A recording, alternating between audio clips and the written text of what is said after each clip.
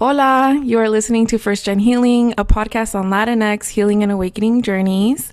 My name is Priscila Luna. I am your host, and I will let today's guest introduce herself. Mujer, let us into your world. Hola, hola. Thank you so much for having me. My name is Cinthia Jaimes. I am a portrait and boudoir photographer based in Dallas, Texas. I was born outside of Guadalajara, Jalisco, and have been raised in Dallas, Texas all of my life. Okay. At what point did you move to the U.S.? My mom migrated to the U.S. when I was 6 months old. Wow. Okay. And do you know where you guys first stayed at when you first moved out here? We were actually going to be heading towards Miami when we first got to Texas. It was only supposed to be a little pit stop along the way.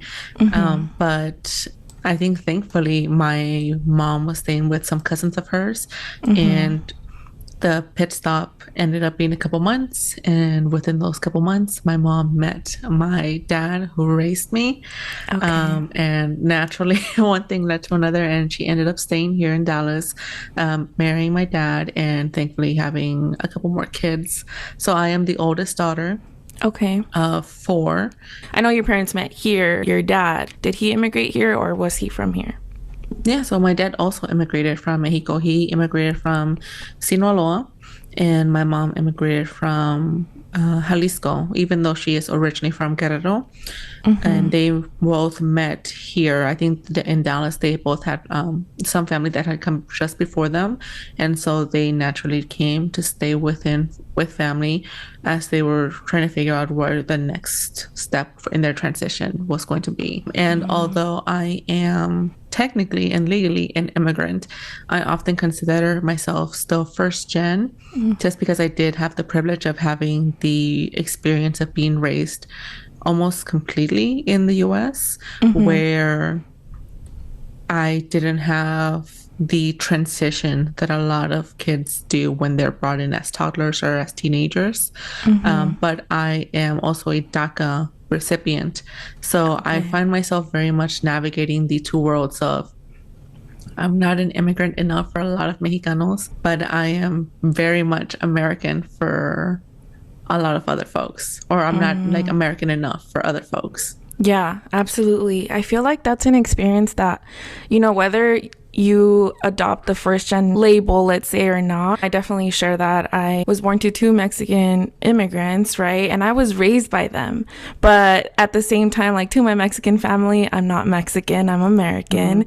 And then to Americans, I was receiving like racism. Yeah, I think like we're always like navigating the not enoughness. What is to be expected of us? How are we expected to be still so very much Mexican when we are outside of Mexico? Yeah. And how are we supposed to be this American when we are raised by non-American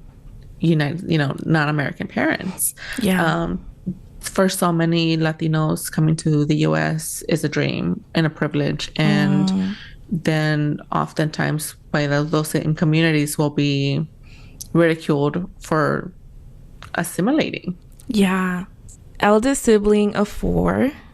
Tell me how that experience was. I have one younger sister, but I'm wondering like what your experience was having three additional siblings. It's a really funny thing because I don't remember much of my childhood anymore. Okay. And the older I get and the more I learned about mental health, and I can look back at my childhood with a different lens, with maybe a more educated lens of like, these things that I experienced were very normal and typical of children in immigrant households, but that doesn't necessarily make them okay. I'm really struggling with kind of just analyzing what I can remember of my childhood and trying to decipher whether it was as bad as I thought it was. I'm at a stage right now where I'm just like, I couldn't have been that bad. And maybe it's just because I'm not remembering much of it. And unfortunately, I didn't like keep a diary growing up, so I can't even have journaling to kind of go back to. Yeah. But what I do know that some of the long lasting effects of being the oldest daughter of an immigrant family is I don't want to say neglected because all of my basic needs were always met. But I felt like I had to take care of myself.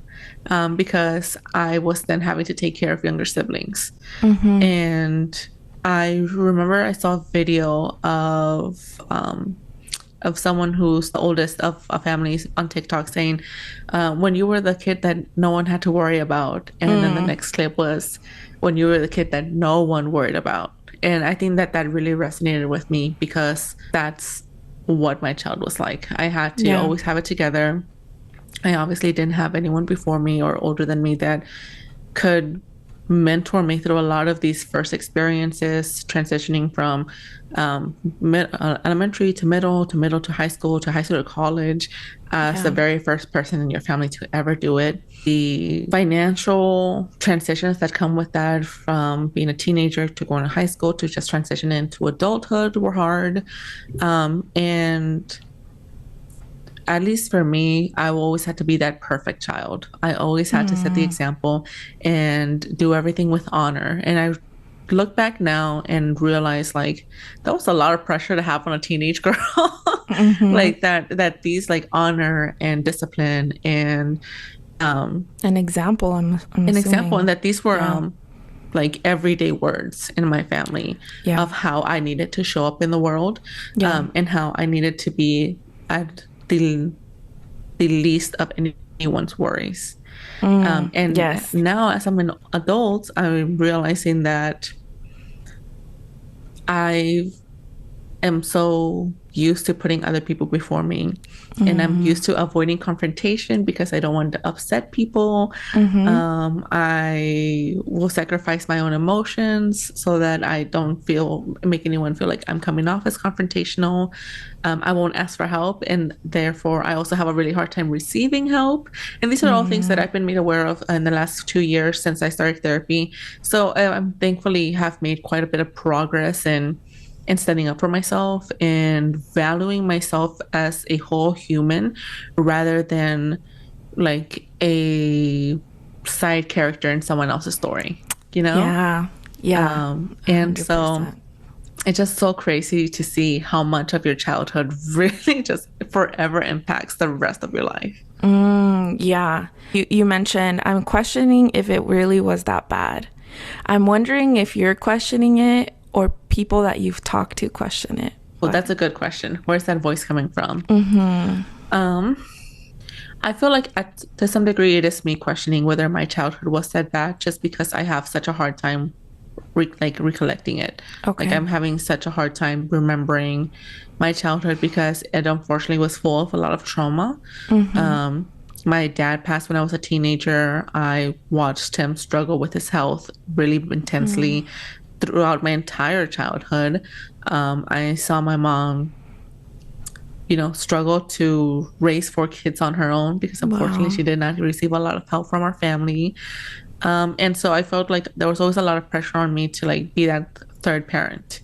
And whether that was like, I remember being a teenager and going to parent teacher conferences for my siblings and, trying to make sure that they were in order, trying to find the balance of like, I know that I'm just their sibling, so I'm not supposed to be the disciplinary one, but it almost like falls on me too when our mom was away. And then, of course, like growing up in poverty and all the resources we needed that we unfortunately did not have.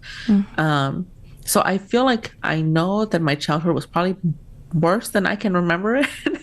But at least for now, in this stage in my journey, I am not recollecting it all that well.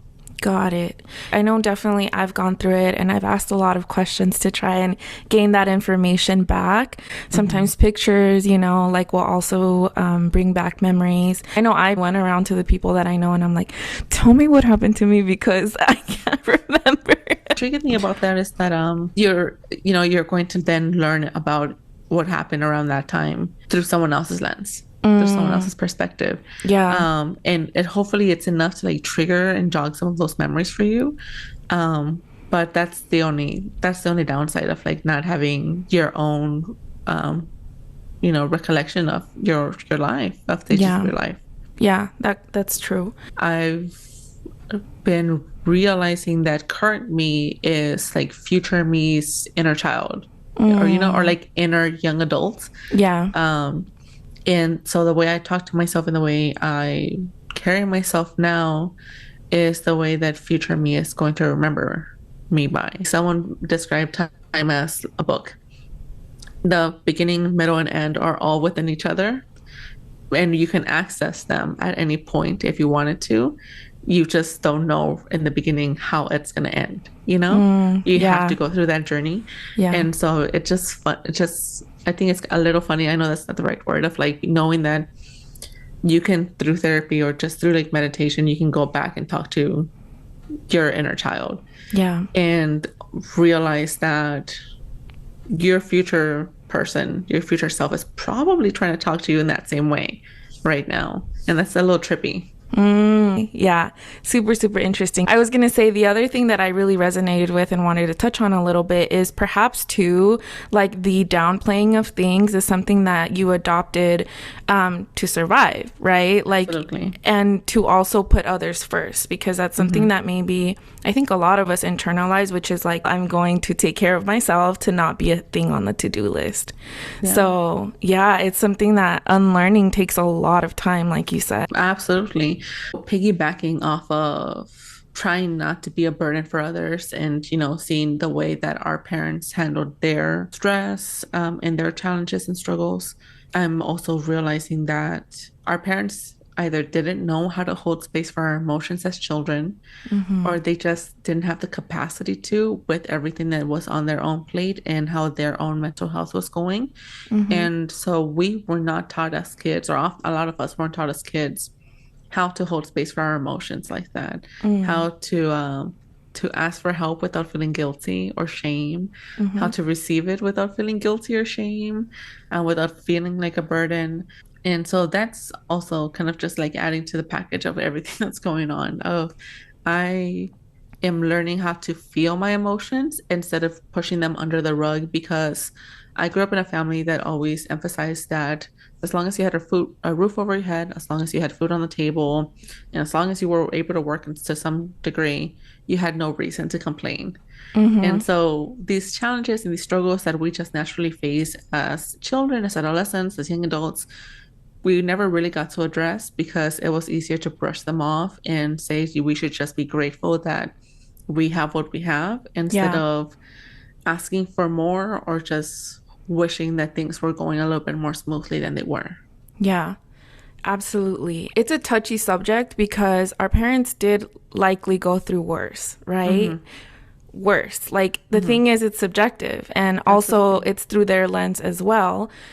But one way that, like, I'll just throw out like an example that I use with clients and maybe it's helpful for others to listen to is like, this is what they mean by generational, right? Because it's, for example, like when you get into a job and the newest employee gets the worst of the tasks and the ones that are slightly above are like, well, that's what you need to go through because you're new and like you shouldn't be complaining because other people got it worse. I think in a way our parents at some point also wanted better, but they didn't receive it, you know, and so then they internalize like, well, I should be grateful. So it's kind of like their parents said the same thing to them. They're saying it to us. And the physical environment is likely changing. Like we do likely have a better looking house or maybe more food on the table. But I think emotionally, like the connections are not getting better. And so I think that's the invisible pain that we're trying to heal, where it's like, yes, my life looks better. I have the basic needs, but I have this feeling of I never felt like coddled, you know, like something that I'm, you know, healing right now, having a safe space, you know.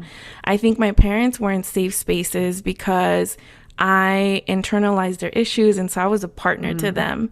I was not their little girl that could run up to them and be like, hold me, I need help, right? It was more like, how can I take on something so that you don't take on as much? Does that resonate like with you? Absolutely. Yeah. I've been dealing with a little bit of resentment recently of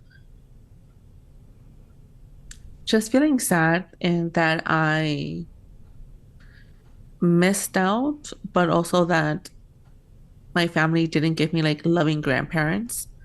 My mom's mom still lives in Mexico, and the last time I saw her, I was like 8 or 10 years old at most. And so that was 20 years ago, I feel like.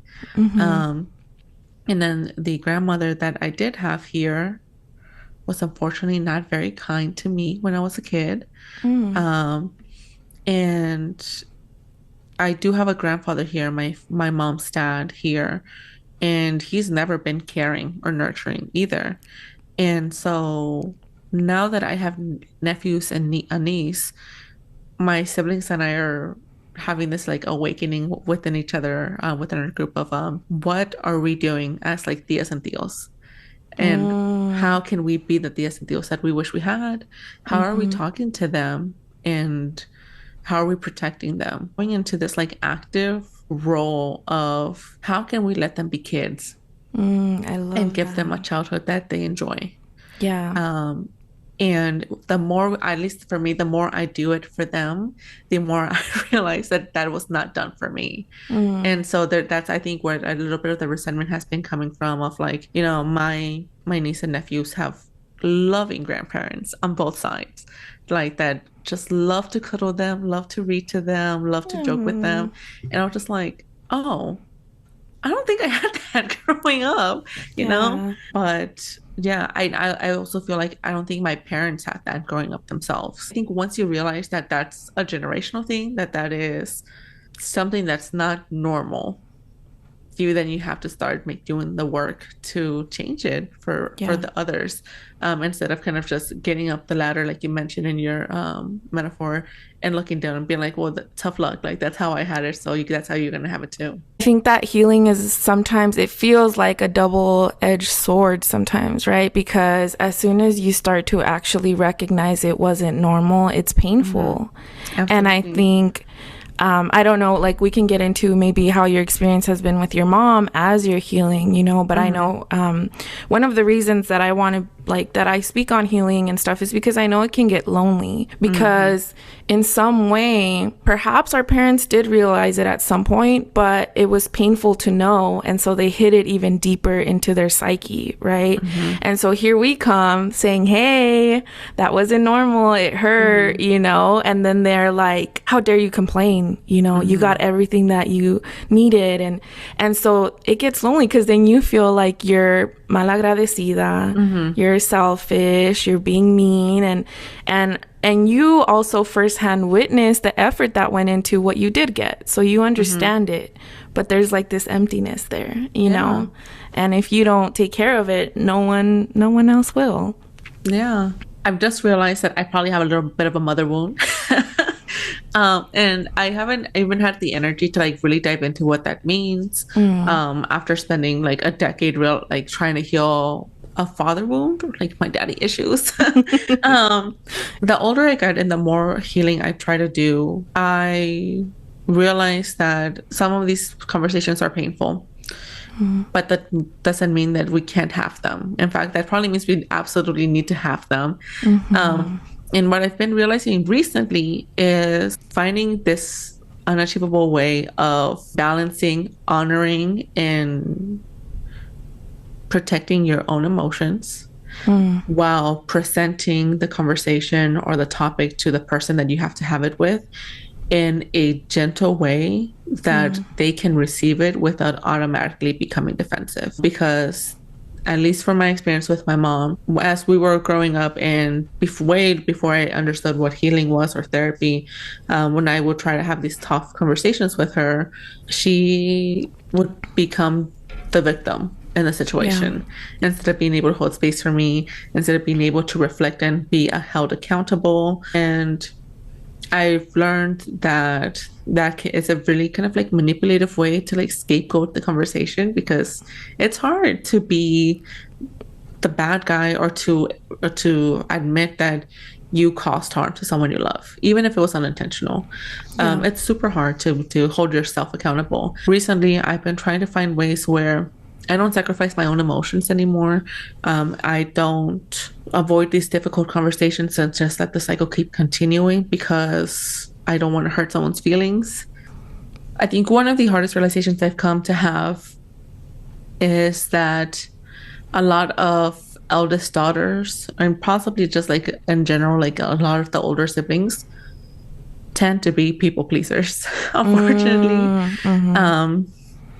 And that was a very hard pill to swallow because a part of me was just like, I don't give a I don't care like about what people think or say or do. Like I'm gonna do what I want to do. And then you realize like that's probably true for like most folks, but when it comes to like your immediate family or the friends that you have deep connections with, you might be a people pleaser with them.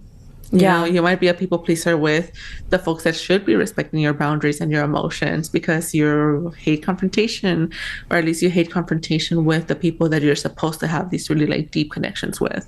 Yeah. And I learned that the hard way. My mom, unfortunately, used to kind of poke fun at my weight when I gained a lot of weight in my early 20s.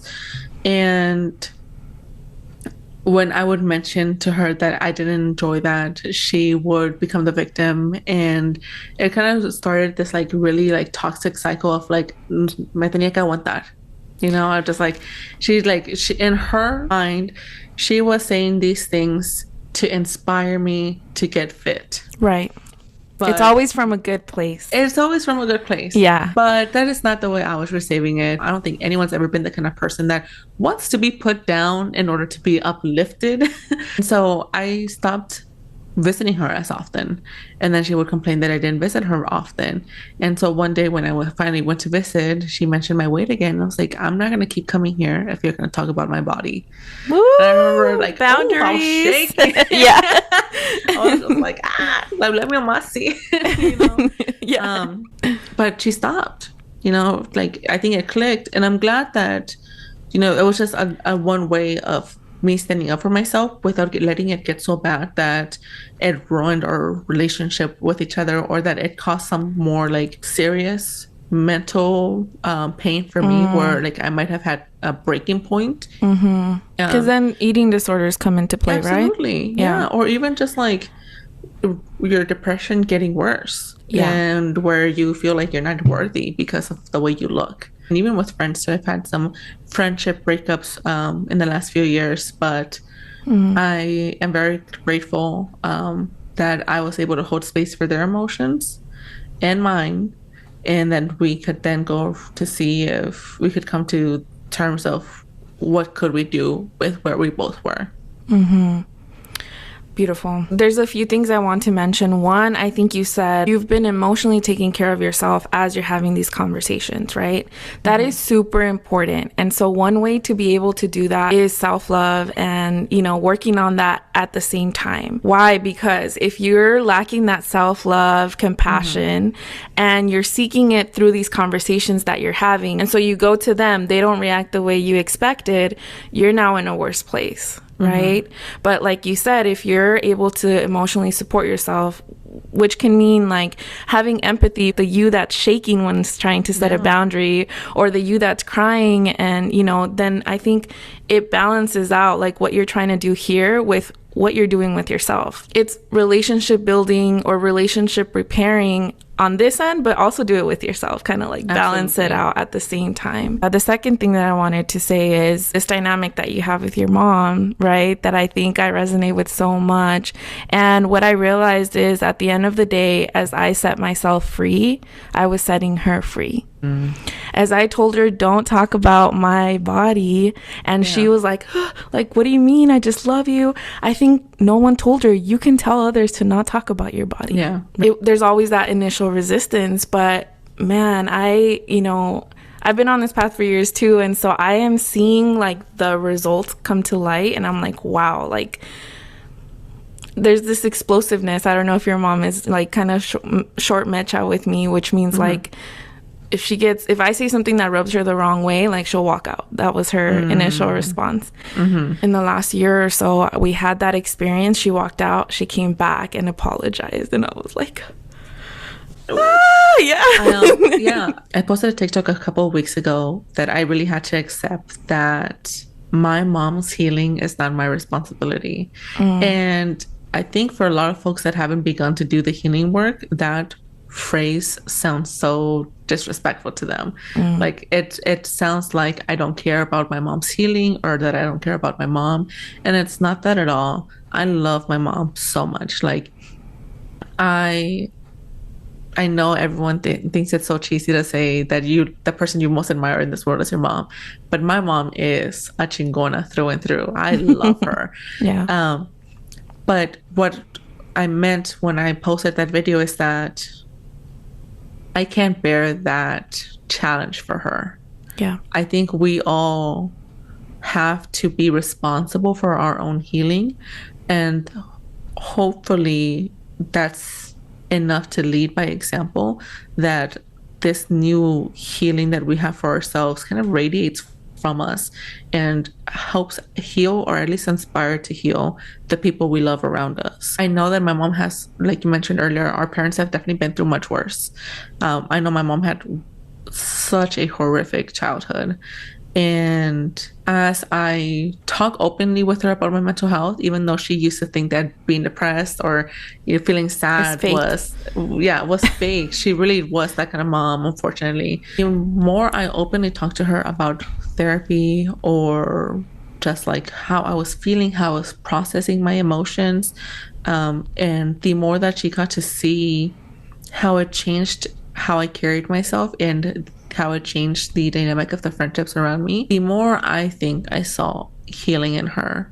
I am very blessed to have some really, really healthy friendship groups where open and like genuine communication is very encouraged, and we are honest with each other without being cruel. We are really empathetic with each other and how we deliver messages if there were ever anything serious. But more than anything, we're super encouraging for each other. We are definitely like ride or dies for one another. And unfortunately, I feel like that's something my mom hasn't had a lot of. Like the more I grow older, the more I can kind of reflect on my mom's life with adult eyes, and feel like she probably felt so lonely while my dad was sick, while he passed, transitioning as a widow into, continuing to have to be a mother to raise the kids alone. I've been around her and some of her friends, and I haven't loved some of the ways that her friends have spoken to her or about her, or how they'll leave her hanging. Like she'll have these cookouts here and they won't come. And so I'm just like, the more I show up as this healed version of myself, and my mom sees it, the more I think she's questioning what she's accepted for herself. And the other day we had to have a very serious conversation about boundaries. I know you're my mom, and I know you want to come over all the time and you just want to hang out, but you just can't be letting yourself into my house, Yeah. And we had to have that conversation.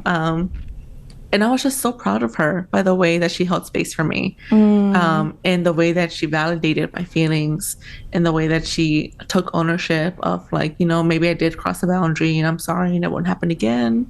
Wow. And kind of just her accepting and coming to terms with us both meeting each other where we were, and being like, this is our first time, this is my first marriage, hopefully my only marriage.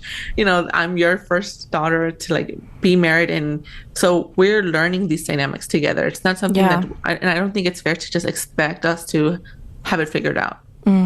Yeah, the perfect balance. So we were able to have a conversation of like, well, what do we want boundaries to look like? What do we want to do when we feel like the other person has crossed the boundary, and how can we address it without being disrespectful towards one another? And I was just so proud of her, because I was just like, if you had asked me 5 years ago if we could have had that conversation, I would have cried and said no. Wow. Yeah. Well, the recognition of like that it's a process, right? And that it took probably those uncomfortable conversations to then have one like this one. I also do want to mention, though, I think that it's important that you do put your healing first, because if you're relying on both of us healing, or your parents and you healing, that can be a really dangerous spot to be in.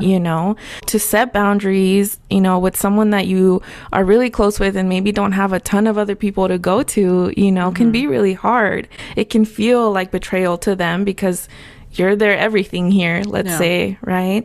But one thing that I will, invite the audience to ask themselves if they're finding themselves in this tricky situation is, you're emotionally protecting your loved ones, let's say, by not setting these boundaries? How are they emotionally protecting you? Oh, that's good.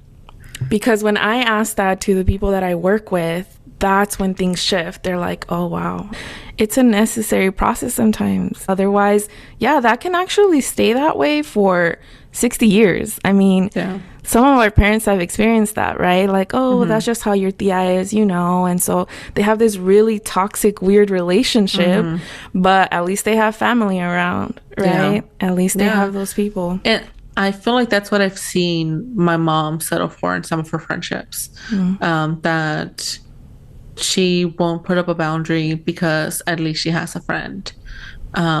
And so I'm just like, where can I find my mom some new friends? Because I feel like my mom's such a hilarious person and she's like so full of life.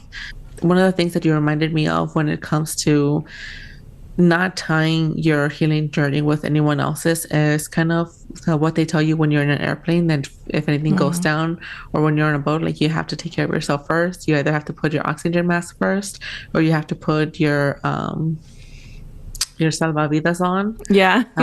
Because you can't take care of anyone until you're secured yourself, you know. And I think that maybe it wouldn't be so hard of a concept to grasp that we can't be responsible for anyone else's healing journey if we realize that we don't have to wait until we're completely healed to inspire people or like radiate some of this healing to them.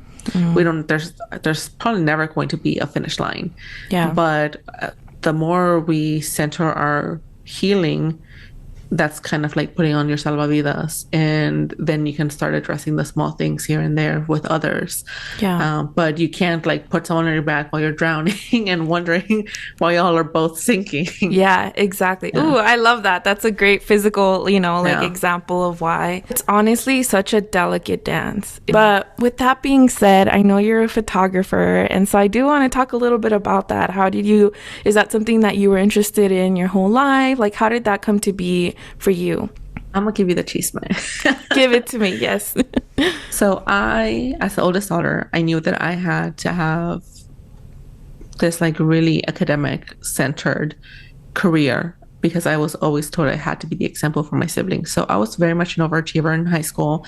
I really wanted to study medicine because my dad passed away while I was in high school due to what I'd like to think was malpractice, but legally I can't prove it. Okay. And it just made me think of all the times I was in the hospital with him, and I was the translator in the hospital room, and it made me realize like how many other families are struggling with this or have lost someone because there may have been a disconnection, like bad translation, just like no urgency or care because they were a Spanish speaker or not a native English speaker.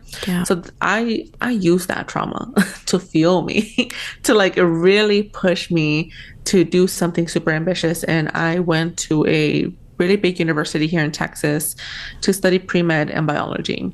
Okay. On top of that, being an immigrant, I really wanted to again set the example of like immigrants are here to make America amazing. So I also enrolled in their ROTC program because I was really inspired to join the military, and especially, hoping that one day down the line there would be some pathway to citizenship for folks that were interested in joining the military. And so I just made my college experience super hard from the start by living this like military lifestyle while pursuing one of the most challenging kind of degrees that you could. Yeah. And I was not prepared for what college was. I didn't realize back then that I probably had ADHD. So I was really, I was learning the hard way that the coping and all my little tricky ways that got me through high school were not going to cut it in college. I was having a really hard time experiencing racism for like on a constant daily basis for the first time in my life. Because I grew up in Dallas. I grew up in a really multicultural neighborhood. I went to high school and middle school in really diverse schools. So I never felt like the other. Okay. Until I went to college. So there was a lot of culture shock happening. I was also, of course, the first one in my family to leave the house. There was a lot of guilt about that.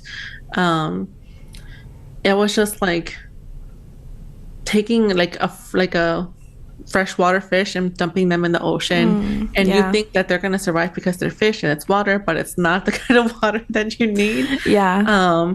And I really struggled immensely. My mental health really started spiraling. I started gaining a lot of weight. I didn't know what depression was back then, or at least I didn't understand it, or to like realize that I was becoming depressed. And then to top it all off, the spring semester of my freshman year, two of my freshman buddies that we were dorming together with were hit by a drunk driver and passed away. And so I spent the spring semester going to funerals and memorials. Wow. And afterwards, I kind of just like mentally checked out. And so I ended up dropping out of college after that 1 year and came back to Dallas realizing that I had no plan B. I was just so either like absurdly confident, or I thought that by not having a plan B, I would force myself to make sure plan A worked out, that I didn't set myself up for any kind of success in case that didn't. I don't think plan Bs existed in our, I don't think we had No. the space held where it was like, let's Absolutely think not. about your future and what are your, so. And I think especially when Latino families, like when you're telling them you're like, you want to join the military and you want to be a doctor, they're like, oh, hell yeah. Échale Go do ganas. that. Exactly. They're like, bring some honor to our family. Yeah. There's never like are you sure about that? Yeah. There's never a, like, should we talk to someone that's already served so that you can get like a non-recruiter's experience on it? Like there's no preparedness when they are aligned with your vision. Not like other doctors you can go to in the family that you're like, so your toolbox is échale ganas, ponte las pilas, and let's go. And primero Dios. Yeah, exactly. And so I dropped out. I felt like the biggest failure that could have ever existed, because I mean, when I'm sure you understand the pressure of being an academic success in an immigrant household. Absolutely. Of going to high school, to college, and kind of doing the American dream, the one way that the American dream can happen.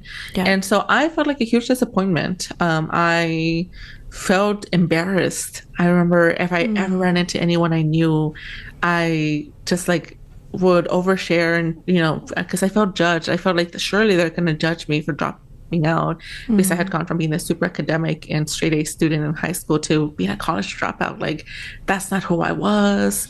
And so those first few years, I really struggled immensely. Also realizing I had tied my identity in academics. I had tied all of my worth in academics. I was always that scholarly kid, and that's all I ever had going for me. And now that I had given that up, I didn't know what to do. I didn't know who I was. And so I was working retail jobs at this time, just trying to get by, giving myself time to like figure things out, hoping that something would come. And at the time, I began working at Barnes & Noble. As I befriended a lot of my coworkers, a lot of them encouraged me to go to a community college here in Dallas and study writing. And so that began to turn the wheels. And then I still wanted to be very community focused. I feel like writing isn't helping people, but maybe I can do journalism, and that's writing, that's helping people. Okay. During this time in my life, during this magical transitional time, my biological father came back into my life for the first time in 20-something years. I have very rarely told this to anybody, but my biological father is a photojournalist in Mexico. Wow. And I knew that as a teenager. So you can imagine why I never wanted to pursue anything that was creative or photography related or writing related, because I was always told that I was academic like he was. And I had no choice to be academic, because that's you got to do it because your parents sacrificed so much to be here. But I didn't want to pursue anything like that because I didn't want to be like him. And so he comes into my life, I think right before I turned 21. He's trying to reconnect, telling me his side of the story. And we are just a couple of weeks away from my birthday. I open up to him, not really expecting anything, but I open up to him about me dropping out of college and not really understanding what to do, but that I've been encouraged to go back to school for journalism, which is where he tells me that I should pick up a camera because he knows from experience that if I can do the photography for the stories, I'll probably have a higher chance of being booked for stories rather than just a journalist would. He sends me all these links and he's like, let me know which camera you like most. And I am just like, about fucking time. I got child support checks to cash in.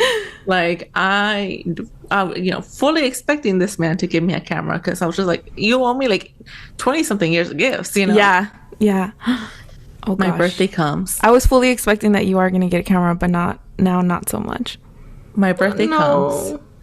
I go on Facebook because that's how we were communicating. He doesn't even send me a message. He doesn't write on my little Facebook wall. Nothing. He ghosts me. And I felt so stupid. And I hate using that word. But I just felt so stupid to have expected anything at all from him. And not even that I wanted it because it was coming from my biological father, but that for the first time in those few years after dropping out of college, I finally felt a spark of hope that I was figuring out where I was supposed to go or what I was supposed to do with my life. And he was going to help facilitate that. And then he ghosted me. Wow. So my then boyfriend, now husband, took me to Best Buy and we split my very first camera. And that is how I picked up photography. So impactful. Wow. Even though it didn't turn out the way that maybe you expected, it still routed you to what you're doing now. I don't feel sadness or resentment towards my biological father because of what he did or didn't do. I feel like if he could have done just one thing in his life, let that be the thing. Because I very much feel like I did a lot of healing because of it. Obviously, I was very disappointed and sad. I was disappointed in him, but I feel like I was just being very harsh on myself for having gotten my hopes up. But I feel like I am doing what I was meant to do. I think that a lot, you can change your mind, you can change careers, you can do more than one thing with your life. But I think that at least for this chapter of my life, I am definitely doing what I was meant to do. And I probably would not be doing it at all if it wasn't for that disappointing moment of him getting my hopes up and then letting them crash and burn. And I went and I bought that camera out of spite towards him. I bought the camera that he had sent me a link to check out. Yeah. And I didn't pick up that camera for 6 months. I don't think I've ever told this to anybody. I didn't pick up the camera for 6 months because I had never spent that kind of money on a camera. I think it was almost $1,000, at least $1,000 back then. I think it's much cheaper now. But for being someone that worked in retail, for being someone that didn't even really know if this is for sure what they wanted to do, but they were definitely feeling that spitefulness out of it. That was a lot of money. It was a lot of commitment. And I was so afraid of breaking the camera, of like messing it up because I did not know what I was doing. Yeah. So I didn't pick it up for 6 months. I got it in September of 2014, 2015. And I didn't pick it up until January. Wow. That's a beautiful story of finding your purpose. To me, it's beautiful because it's so unusual, right? The way that it all kind of happened for you and how a disappointment can turn into like a redirection to what you should be doing. Yeah. And I hope, I mean, do you feel proud of what you're doing now? And, Absolutely. Yeah. I feel like I made the most out of that situation. Yeah. And by like 100 times fold, like I made the very most of that situation. I've made a career for myself. I went from not knowing anything about photography and working as a receptionist at a marketing agency to, in 4 or 5 years' time, becoming the marketing agency's photographer. Wow. To leaving that corporate role and opening my own photography studio.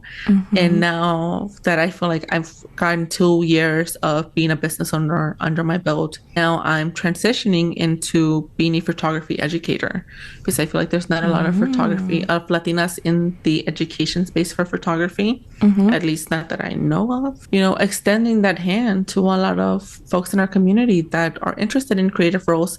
And just like me, they never got to see an example of what that could look like when they were in their formative years of being in high school or in your early 20s.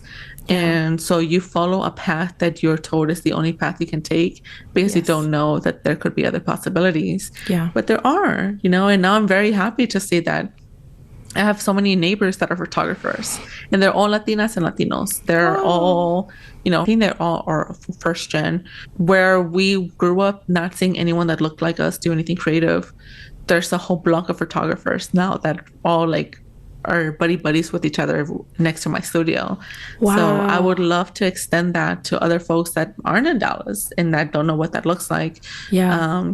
And just provide free educational resources for them, because I learned photography on YouTube. Everything I learned in the first few years of photography was free on YouTube. And so I would love to be able to hold space there, because there's not a lot of women photographers on YouTube that I know of, and much fewer women of color. So I would love to come into the space and just hold space for a little bit of inclusivity. That sounds amazing. You know, I think you're right. I think that it's so important for people to see other like Latinas, Latinos, Latinas living out creative lifestyles and making a living out of it too. For me personally, this is my first year doing it, and it took me so long because I was not seeing Latinos or Latinas, you know, doing it. I did see others, the whites. I saw a lot of that, but I was like, that comes from a privileged place. Like they must have backup, like they have, you know, a backup plan. I've been following you for some time, and I love to see like people like you and other creators that I'm like, wow, okay, this is possible. I can do it too. And it's inspiring, you know? So where can people find you, whether like your socials? And then I have a few more questions for you. Yeah. So you can find me on TikTok and on Instagram at Cinphotos. That's CIN photos. And you can also check out my website at www.cinphotos.com. Okay, perfect. And the YouTube channel will be coming soon. Yeah, so exciting. All right, awesome. So in your own journey, what has been a healing or mindful tool that has been helpful for you? For me, one of the most helpful tools is meditation. Whether it's Spotify or YouTube, just putting some grounding or healing music on and just taking up moments to be grounded and present and get out of my head and kind of come back into my body. What is a habit that you do for yourself every day? I'm really bad about having habits for myself, but I am working on showing up for myself in small ways throughout the day. So I've begun to get myself ready every morning instead of being like fotonga all day long. And it doesn't have to be like crazy, like full outfit change or something, but just taking the time in the morning to do something for me first before I get into doing work for anyone else. That's been a really small way to like shift my mindset of like, I'm showing up for Cinthia first before I show up for anyone else that needs me. And I'd like to just play music that I love, that's the vibe for the day, you know, and I'll say positive affirmations. I'll just give myself a moment to set an intention for the day. What is a song that you like to listen to that leaves you feeling inspired or kind of is a little pick me up? Right now, I'm just like having No Se Va. No Se Va. No Te Va. Yeah. That song is on loop in my head right now. Just barely, like recently got into Omar Apollo. Oh, I take it back. I love Omar Apollo. I love you. But the song that I've definitely been loving, I Don't Want to Be Okay Without You by Charlie Berg. I came across it on TikTok. And it's just the vibe for like a slow morning, getting ready when you need something that's a little slower and chill, but still has a little soul to it. Okay. Love it. I haven't heard it, but I'll definitely listen to it. Okay. What about a quote or advice that you refer back to? I know that someone that hears this podcast is going to need to hear this. So I had a career coach earlier this year, and on our last session, she made a point to tell me that all of these doubts and anxiety that I was having about future projects and just like where I was going to take my career were coming from kind of the lack of confidence for myself and my abilities to make any of those happen. And that I keep waiting to have this confidence to show up for myself and to show up in these spaces and to like reclaim my power and my knowledge and just take up space. And she told me that a lot of folks think that you have to wait on the confidence to show up, but confidence is a muscle and you have to start showing up to practice it to build the confidence. And that blew my mind because it's like, it makes sense. Like, how do you expect to be able to run a marathon if you can't even walk down the block or run a 1 mile? You know, you have to run multiple 1 miles to build and build and build so that you can eventually run the marathon. And so that was really groundbreaking for me because it makes me show up scared. It makes me show up knowing that things are not going to be perfect, expecting my work to be shit or expecting situations to be less than ideal, and knowing that that one situation or one project is not going to make or break me.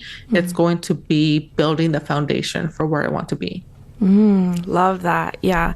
I think especially like in entrepreneurship, like you're waiting for that version of you to come, you know, and then you're like, and then I'm going to feel like, but you're right. It's you, it's going to be you all along. That's the secret. Is that, the hardest, you know, there's so many hard things about entrepreneurship, but one of the hardest for me specifically is that there's no blueprint. And not only are we waiting for this magical confidence to show up so that we can just be like boss ass, but like we truly have such power and influence over the direction that we want to take our careers, our businesses, and ourselves. And it's scary because there's no one telling you what to do, or maybe they are, but like no one can tell you what to do except yourself.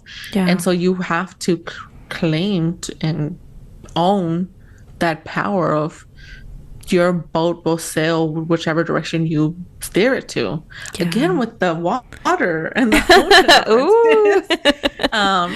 But you know, and so that's hard because especially when you get to a point in your career where you don't know what's next. I know that it's also not healthy to just constantly be chasing goals. Like you're supposed to chill, rest, enjoy your success, which is a really hard part for me. And then you can like get yourself back up and try to achieve something else. So for me right now, I'm trying to discover what that something else is.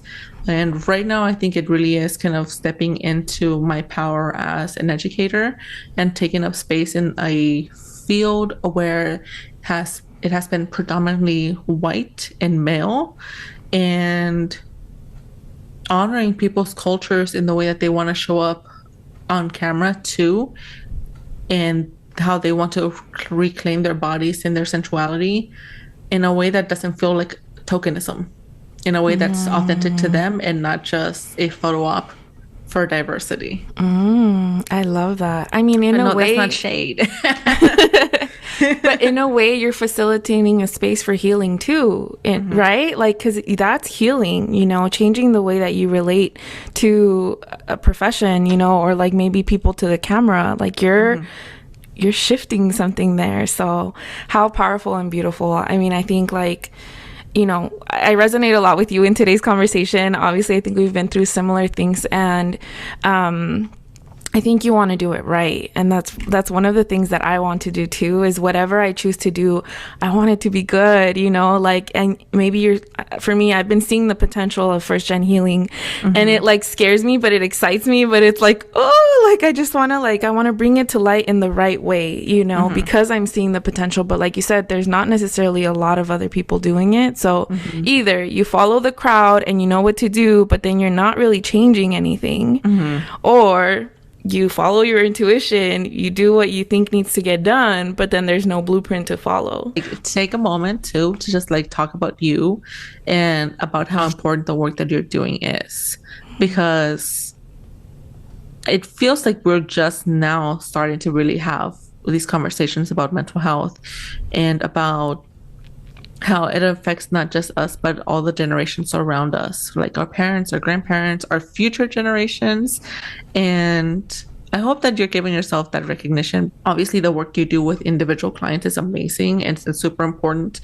But for you to take up space online and give them a taste of what healing feels like is so important for folks that maybe don't have the resources to go to therapy, maybe don't have the support around them to go to therapy and to address some of these issues that they're in. And so I just hope that you know that you're dropping these little bits of like nuggets with every post that you make and every time you show up online, and that it matters. Thank you so much. Is there any influencer that you follow that leaves you like inspired, or that's like, you know, leaves you feeling positive? There is a lifestyle influencer on TikTok and Instagram called Jazz Ornelas. She is an amazing creator who creates a lot of content to as a resource for other smaller creators and Latina creators to take up space as themselves and without compromising their cultura or who they are. And her videos are so inspiring to me. Oh, this is reminding me of a point that a couple of friends and I made recently, that as a Latina, we're always taught to do everything we do for our community. That, you know, we have to serve our community, we have to be great examples for others in our community, we have to be givers for our community. And yet we have such a hard time turning around to that community and asking for help. So because of that, when other Latinas show up online and talk about their journeys, that feels like I'm kind of turning around back into my community and receiving some of that, because it makes you feel less alone. Yeah. And makes you feel like it's not a moral or value issue with yourself. It's an issue because of the circumstances that you were in and how you can put yourself in a better situation and how you can better take care of yourself. Yeah. Oof, that is so powerful and so true. The next question I have for you is, what is a feel-good or powerful book or movie that you like? I'm really bad about reading books and watching TV. So I feel like I watch The Office on loop, like all the time. The Office. Like The Office is my comfort show for sure. Oh my gosh, me too. But like, it's so, I know it's like cheesy, but I really kind of love superhero movies. Like a really nice escape for me. And like my husband is a huge fan of like Marvel, you know? So I'm just like, it's a chance for us like to be together. Yeah. To do something he absolutely loves. And it's like a great way for me to like check out of reality for sure. This last set of questions are the fun questions, so they're like fast. Okay. Salsa verde or roja? Verde. Horchata or Jamaica? Oh, I'm gonna go with Jamaica. I love both, but I have a sweet spot for Jamaica. Reggaeton or hip hop? Hip hop. Concha de vainilla or chocolate? Oh, chocolate. And then what is your taco order? I love me just a regular taco de fajita con tortillas de maíz, cilantro, cebolla, salsa verde. I love when the tortilla is greasy. My mouth's watering right now. And like a ton of limon. Yes. I want a taco that's gonna make me regret it later, you know? Okay, yeah. That's the end of the questions. So thank you so much for being on here, for sharing your story and being vulnerable today. I think that it's super important and that it's going to help a lot of people, you know, that share maybe similar experiences and that, or maybe are having a hard time coming to terms of like, do I need therapy or not? Do I need some help? So hopefully today it encouraged some of you to seek healing, you know, in whatever way you need it. So yeah, thank you so much. Thank you so much for having me. Again, it was such a huge honor to be asked to be on your podcast. I hope that for all the folks that listened in, that they know that healing comes in a lot of different shapes and forms. And it doesn't have to be as formal as being in therapy, whether it's you just taking a little bit of different care of yourself, showing up for yourself, healing a little bit of your inner child and letting yourself be goofy or treating yourself to the things that you couldn't have when you were young. I hope that everyone that listened knows that they're worthy of all those amazing things and they're not things that need to be earned. Even if we don't know each other, I hope you know I'm rooting for you. And les mando mucho amor. Yay! All right, guys. Well, thank you so much for listening. And remember, first gen, I love you, I love me, and I can't wait for you to love yourself. Bye.